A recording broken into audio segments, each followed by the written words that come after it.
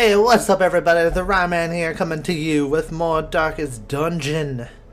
I am so happy to be back in this game. You know, freaking awesome, just like XCOM. I keep bundling this with XCOM, but let's face it, both games are roguelike in their own sensibility. You play people in this game, you put party members or soldiers into a mission, and people will die, and they do not come back, and you can name them after friends, after family, after your dog, and you gotta live with it for the rest of time. And I'm just addicted to those kind of games. I love them. Woo! So, there's actually been a little bit of gameplay in between this and the last part that wasn't shown. That's because I was in a really weird funk while I was playing that session, and I was not happy with the quality. I was very disappointed actually, and I felt like it was not worth showing. Nobody died. There was a mission completed, but here, let me show you. So I sent Kyle, or no, not Kyle, Kaylin. Suddenly everybody whose name begins with a K starts to look familiar. Kaylin, Palago, Astralson, and Star went on a mission together into the Warrens. Now, I did this because I really wanted Kaylin to level up. You know, Kaylin was the one class. She was the one class that I have been wanting, yearning for, to fill up my roster and say, hey, I got one of every class. Look at me now. I'm badass. And we finally did it, and I was really happy. So I sent them on a short mission, and thing is, I just felt off in terms of my commentary. Like, I wasn't very high energy. I was actually very low, which I'm okay with, but when it's low to the point of like, I really don't care, it's like, pfft, nope, squash it. So really, Star and Kaylin are now upgraded from level 0 to level 1. So now I have no level 0s, and everybody can go on a quest together except for the level 3s, who are suddenly too cool for the cool kids. Or whatever. Yeah, they're like way too high level, and I can't bring them on the level 1 apprentice missions. They're just like, pfft, no way. We're too good for that. So yeah, Palago, Star, and Kaylin all leveled up. Destin and Sukai refuse to leave their designated areas of meditation and sexitude, so they are not available to fuck around. That's a bad word to use after you talk about a brothel. And Muffiny got her griping in the guts disease cured, so what we're going to do is we're going to look through our team. We're going to do the usual song and dance, unequip everything, because I'm a noob like that, and I like to do things from the beginning. We're going to look in every area and kind of figure, is there anybody from the stagecoach I want? Is there weapons and armor I want to upgrade? I don't have that much money, so probably the answer is going to be a big fat no, but we'll see. Sorry about that. I got Skyped, so had to go look at my messages because I like to stay connected, and I'm very lonely. Hold me. Okay, so what do we have here? We got an occultist, an abomination, a vestal, and a jester. I don't have many doubles, contrary to popular belief. I have 2 arbalists, because heals, 2 man-at-arms because tankiness, and 2 crusaders because crusaders. I don't think I want a second jester, just because the first one I'm still kind of working my way around, kind of like, I don't know if I get you entirely, so nah. Occultist, I would only consider if he started with reconstruction, but even then, I don't think I need a second occultist. I could have sworn I had... Oh yeah, I do have 2 occultists. They were just different colored skinned. Man, I feel like a douche. Oh, and I have 2 vestals too. Shit. I feel really dumb. Apparently I came into this with too much caffeine. I'm not even paying attention. Okay, let me pay attention. 2 Arbalists for the heals. 2 Vestals for the heals. 2 Occultists for the heals. 2 Man-at-Arms for tankiness. And 2 Crusaders for a mix. So if I was to consider anything, I would consider getting a second Abomination, but people are so picky when it comes to the Abominations. I can't see myself really wanting to get another person for my stagecoach right now, so let's go to stress. Yeah, pretty much my entire team needs to unwind. Don't ask what they've been through. They've seen things. They've seen a lot of things. She'll only pray for stress relief. That I can do. Do I want to upgrade? No, because I don't think a second person needs to unwind per se. The light is the one true power. Yes, it is, I guess. Oh shit! Only pray for stress relief. Sorry, Star. You're gonna have to wait your turn. I don't have enough money. Like, I need money to be able to actually send people out on their missions. So, yeah, I think Star's just going to have to deal with kind of having max stress right now. Sorry, Star. One person is the best I can do. Which goes into the point that I can't really upgrade anything either. Maybe like one thing, but that's about it. I need a lot of money right away. And I have access to 2 different missions. I can go kill the Swine Prince, or I can kill the Sonorous Prophet. Now, the Prophet's probably going to be in the back row, so I would need a lot of long range capabilities. So Lullaby would definitely be going on that mission. There's not enough people that are level 2 that would really make me feel comfortable sending them into a boss battle. I don't know. Let's figure out a team first. We'll worry about the details afterwards. Let's just build the team however I would normally do it.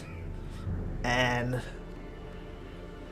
really, the only thing that I have going in my head is if I'm not going to do a boss battle, don't take Lullaby on a mission. Because Lullaby has been on 2 boss battles, and I would say she's perfect for whatever comes her way. I can't imagine doing a boss battle without Lullaby, to be honest. She can crit with the best of them. Actually, I think sending her on the Warren's boss battle would be the smartest thing, because she has an ability where if we scout, we have a better chance of seeing stuff. Alright, so she would go in one of the final 2 positions. Let's just theoretically say she'd go in the back. Other people who are level 2, Najee is too stressed out. Kyle, he could go in the 3rd position and move to the 2nd position without much problem. But his heal is so random that I don't feel like it might be worth it. But at the same time, he has the ability to reduce somebody's dodge, mark them. He can pull them closer and clear corpses. He can weaken their damage output. Actually really harshly reduce their damage. Let's put Kyle in the 3rd row, because I guess having that secondary healer slash debuffer would be handy.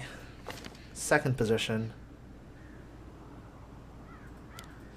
Essentially, Elendril would be able to do anything but use her poison darts.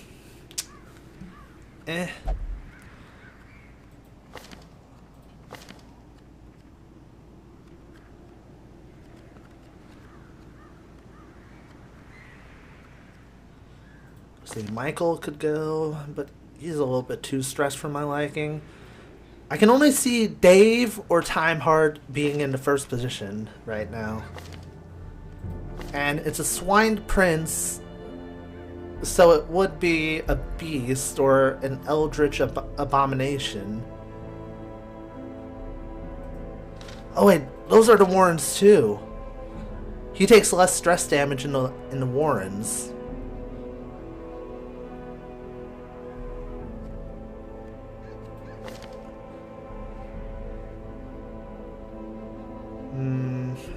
This is hard. This is really hard. I don't know what I want to do. Okay, you know what? She can mark opponents. He can mark opponents. Time might be better off going as the second player.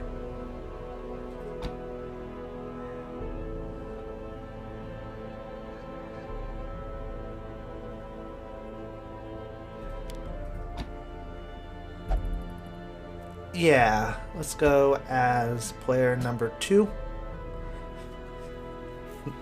That's an interesting way that I put it. One more person who can go in the front lines. Dave is one. Theoretically, I could get enough skills for Zalzar too, but I wouldn't even have a single bit of gold to spend on provisions. Dramkus? I don't know. Dramkus is such a wild card.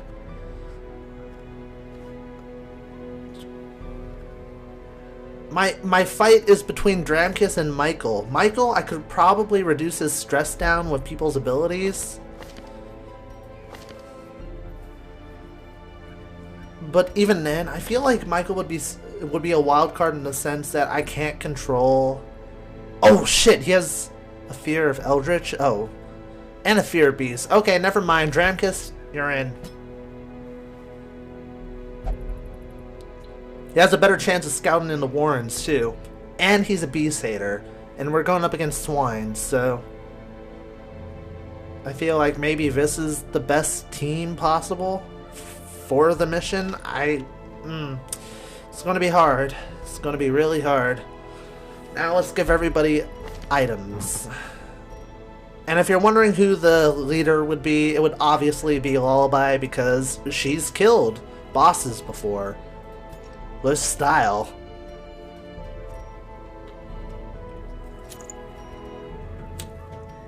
She is the healer / attacker. She's the jack of all trades. Since it's unlikely she's going to dodge anything anyway, let us just reduce that dodge even more and increase her range abilities. Why not? Or maybe that's dumb and I'm probably overthinking it.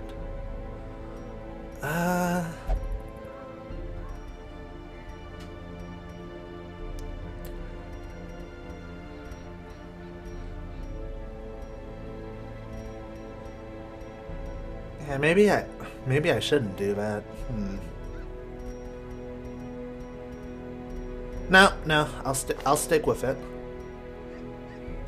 Oh yeah, increase his dodge. Kyle will be really good at dodging.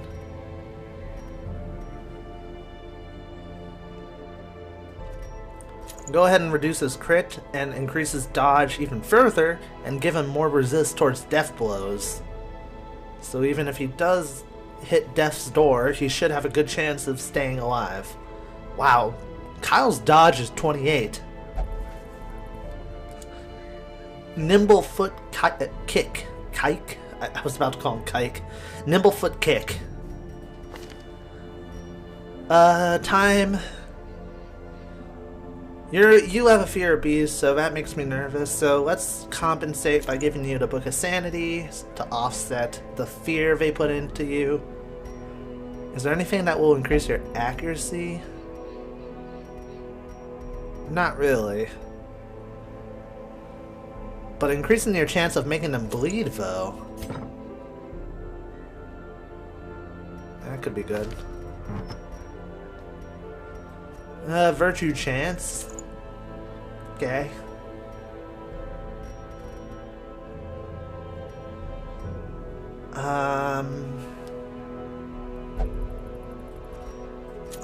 Slippery boots. Because even if he moves, even if Dramkus moves, if he moves 1, Time will still be able to do stuff, and he can still do stuff. If he moves 2, Kyle can still do stuff in the second position, and he can switch over to his human form, which has abilities that work all in the third slot. So I actually think that compensates rather well.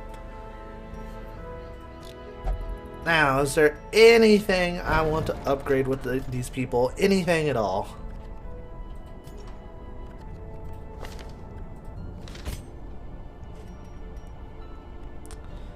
No.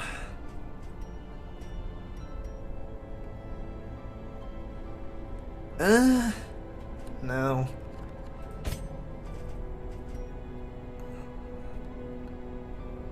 No.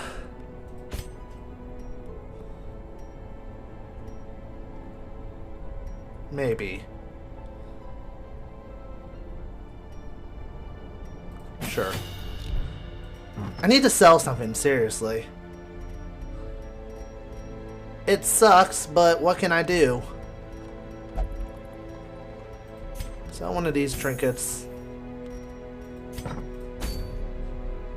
Alright, we're gonna go and try and fight the Swine Prince and hope it doesn't backfire. Oh god.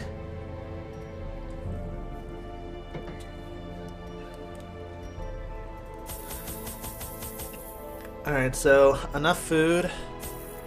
Don't know why I bought that, but okay. It was actually, I do know. My finger slipped.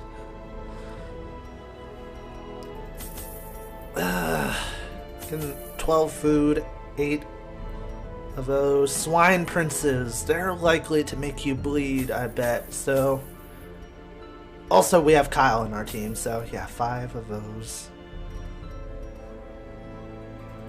2 more of those.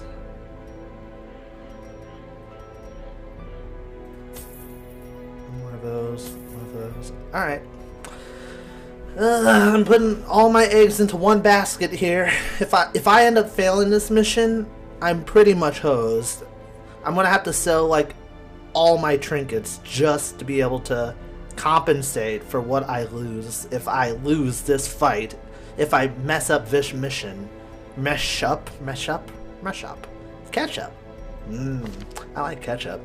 Alright, so let's look over one more time. We got Dramkus in the front row. He's a night owl, which doesn't really matter to me. He can scout better in the warrens, which is good. He does more damage and doesn't take as much damage mentally from beasts, which, if I was to guess, given the fact that it's a swine, it's either going to be an Eldritch Abomination, I can't pronounce that word right, so fuck it, or it's a beast, and I'm betting it's a beast, so Dramkus should be able to do damage. His stress goes up faster if the torch is above 75, but that might be good because I'm increasing the chance of virtue. So we have that.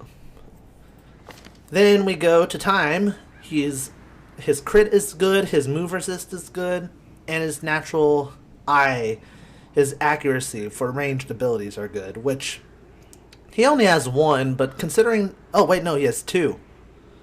But considering one has an accuracy of 105%, and the other one is, well, just the bleeding ability, I don't put much stock into that. He does have a fear beast, which is concerning, but we'll deal with that when it comes.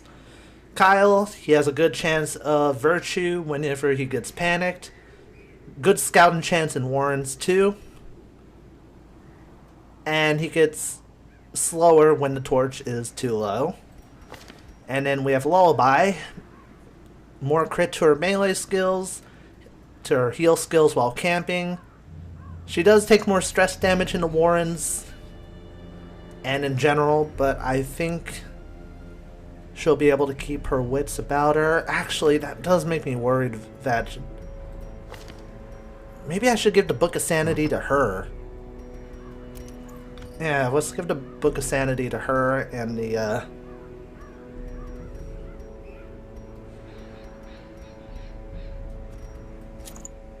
Warriors cap to him. And then for her accuracy should be fine no matter what. So let's give her back her dodge and compensate for the mentality. Ooh, okay, I'm really nervous. Ironically, we have 3 people who are good in the Warrens, so fingers crossed. The ways and rituals of blood sacrifice are difficult to master. Those from beyond require a physical vessel if they are to make the crossing into our reality. The timing of the chants is imperative. Without the proper utterances at precise intervals, the process can fail spectacularly.